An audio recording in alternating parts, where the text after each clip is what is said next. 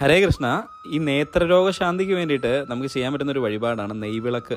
നെയ്വിളക്ക് നടത്തി കഴിഞ്ഞാൽ നേത്രരോഗശാന്തി ഉണ്ടാവുമെന്നാണ് പറയപ്പെടുക. അതുപോലെ തന്നെ ചുറ്റുവിളക്ക് നിങ്ങൾക്ക് കഴിക്കാം. അത് പാപമോചനത്തിനും നമുക്ക് കീർത്തിയൊക്കെ ഉണ്ടാവാനും മനഃശാന്തിക്കൊക്കെ വേണ്ടിയിട്ടാണ് ചുറ്റുവിളക്ക് വഴിപാടായിട്ട് കഴിയുക. ഇനി നാരങ്ങാ വിളക്ക് കഴിക്കുന്നത് മംഗല്യഭാഗ്യത്തിനും രാഹു ദശയിലുണ്ടാകുന്ന ദോഷങ്ങളുടെ നിവാരണത്തിനും വേണ്ടിയിട്ടാണ്.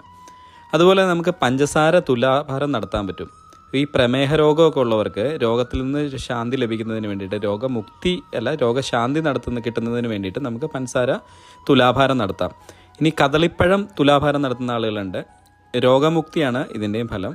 ശർക്കര തുലാഭാരം നടത്തുന്നവരുണ്ട്. അത് ഉദരരോഗശമനത്തിന് വേണ്ടിയിട്ടാണ്. ഉപ്പ് ഐശ്വര്യത്തിനാണ് നമുക്ക് ഉപ്പ് തുലാഭാരം നടത്തുക. ഇനി കയറ് തുലാഭാരം നടത്തി കഴിഞ്ഞാൽ ശ്വാസകോശ സംബന്ധമായിട്ടുള്ള രോഗങ്ങളിൽ നിന്നുള്ള മുക്തി ഉണ്ടാവും. വെള്ളം തുലാഭാരം നടത്താറുണ്ട്. അത് നീർദോഷ ശമനത്തിന് വേണ്ടിയിട്ട്, അല്ലെങ്കിൽ നീർരോഗ ശമനത്തിന് വേണ്ടിയിട്ടാണ് നടത്തുക. ഹരേ